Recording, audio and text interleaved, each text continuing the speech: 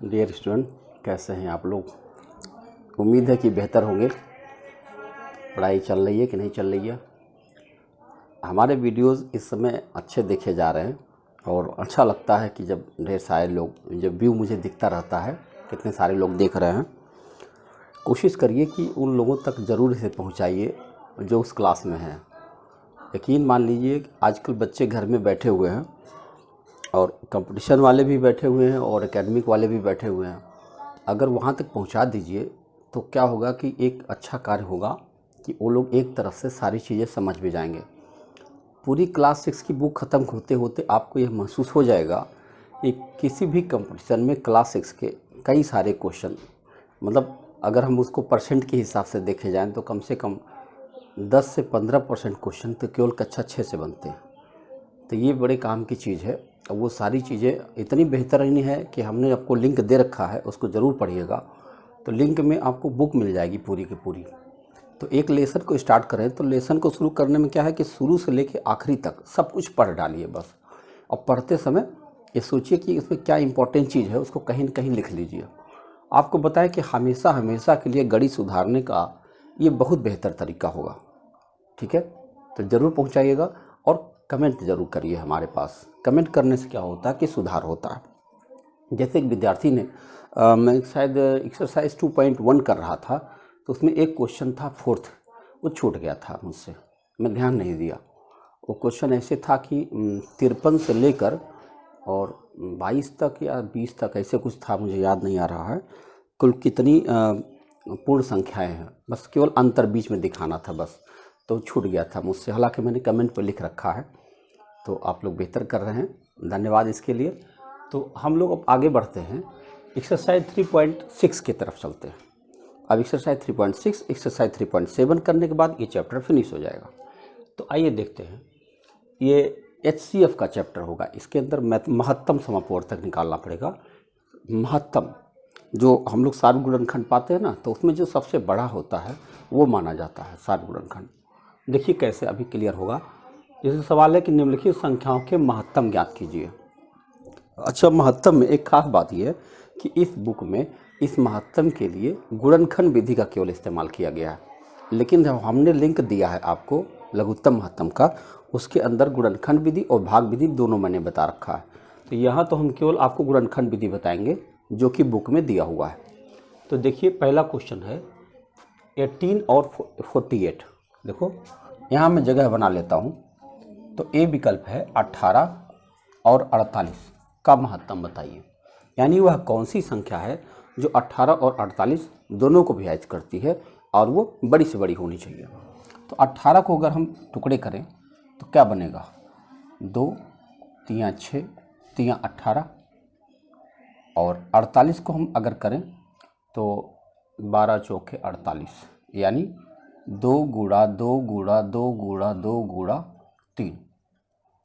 अच्छा, अगर मान लो ऐसे करने में आपको दिक्कत आ रही है तो इस प्रकार फैक्टराइज भी कर सकते हैं ऐसे करके। ठीक है, तो ऐसे करेंगे तो आपसे हो जाएगा। जैसे आप क्लास 6 में हैं तो बहुत जल्दी नहीं सोच पाते हैं, तो ऐसे भी कर सकते हैं आप इसको। ठीक है, तो ऐसे हम करके दिखा दे रहे हैं और आपको जहाँ दिक्कत आए तो ऐसे करके ज़रूर देख लीजिएगा। ठीक है, अब अगर आप देखें तो ये इनके अंदर एक कॉमन मिल रहा है और यहाँ पर देखें तो ये इनके अंदर कॉमन मिल रहा है और कोई गिनती कॉमन नहीं मिल रही। यानी हमको 2 मिला और 3 मिला, यानी आपका उत्तर 6 आ गया। यानी 6 जो है इन दोनों का HCF कहलाएगा, यानी कि महत्तम समापवर्तक कहलाएगा। देखो 6 3 18 और 6 से इसको काट दो तो 8 6 48। ठीक है, मेरी बात समझ में आ गई। अब अगर हम बी लें 30 और 42, तो मैं डस्टर ले लेता हूँ। दूसरा देखता हूँ 30 और 42। जानते हो जब आप 30 और 42 जब संख्याओं पर आपकी पकड़ बेहतर हो जाएगी तो ये बहुत जल्दी जल्दी हो जाएगा। जैसे 6 5 30 6 7 42 तो 6 का आंसर आ जाएगा, बहुत जल्दी हो जाएगा। लेकिन अभी चूँकि शुरुआत है तो मैं शुरू से पूरा करता हूँ। तो 2 गुणा 3 गुणा 5 इसको कह सकते हैं और इसको हम 2 गुणा 3 गुणा 7 कर सकते हैं। तो आप देख सकते हैं 2 और 3 यहाँ मिल गया, 2 3 6 आपका आंसर बनेगा। ठीक है, कर ले जाएंगे। तीसरा है 18 60। 18 और 60। तो 18 को हम खोलेंगे तो अभी भी खोला था, तो 2 3 6 3 18 और ये 12 25 60, यानी 2 दूनी 4 3 12 25 60। तो आप देखिए यहाँ एक पेयर ये बन गया और एक पेयर ये बन गया, देख रहे हैं।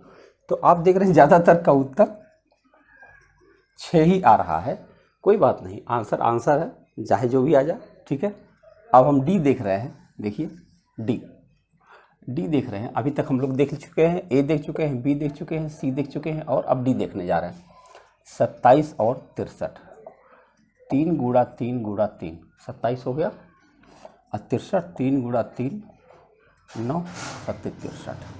तो देखिए आप इसका एक पेयर ये बन गया, एक पेयर ये बन गया। तो आप देख रहे हैं 3 गुणा 3 बराबर 9, ये आपका उत्तर हो जाएगा। कितने आसानी से आ रहा ना।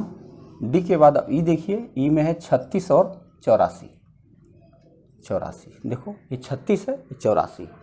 तो 36 का क्या होगा, भारतीय 36, यानी कि 2 दूनी 4 3 12 3 36 और 84, 12 7 84, 2 गुणा 2 गुणा 3 गुणा 7, देख रहे। तो अब देखिए ये पेयर बन गया, ये पेयर बन गया और ये पेयर बन गया। तो आप देख सकते हैं 2 गुणा 2 गुणा 3, यानी कि इसका उत्तर 12 आ रहा है, यानी 12 3 36 12 7 84। क्लियर हो रहा ना, कोई समस्या तो नहीं आ रही है, मेरी आवाज़ साफ जा रही है। 34 102, 34 102, 34 है एफ का, देखिए ई हो चुका है, अभी एफ करने जा रहे हैं। 34 होगा 2 गुणा 17 और ये 17 छक्के 102, यानी 2 गुणा 3 गुणा 17। तो आप देख सकते हैं इसमें 2 मिला और 17 मिला, यानी 2 गुणा 17 बराबर 34। तो आपका उत्तर आ गया 34, यानी इन दोनों का जो हाईएस्ट कॉमन फैक्टर हो रहा है, महत्तम, वो आ रहा है 17, 17 दूनी 34 आ रहा है। अब चलिए 70 105 175 देखते हैं। 70 105 और 175 देखते हैं। 14 25 70, यानी कि 2 गुणा 5 गुणा 7 70 हो गया। 3 5 15 7 105, ये 75 का क्या होगा, 7 दूनी 14 35, 35 7 100, यानी कि 5 गुणा 7 गुणा 7 ना। 75 का कर लें भैया, 175 का 5 से काटता हूँ, 5 3 15, 5 गुणा 5 गुणा 7। तो अब आप देखिए इसमें क्या कॉमन फैक्टर मिलता, 2 तो मिलेगा नहीं और 3 भी नहीं मिलेगा। आपको यहाँ 5 मिलेगा और 7 मिलेगा। आपका उत्तर आ गया 5 7 35, ये रहा आंसर। यानी जो सब में पाया जाएगा वही हमारा उत्तर बनेगा, ठीक है। क्लियर हो रही है हमारी बात। अब चलिए एच देखते हैं। एच में है 91 112 49, 91 13 7 91, 112 16 7 112।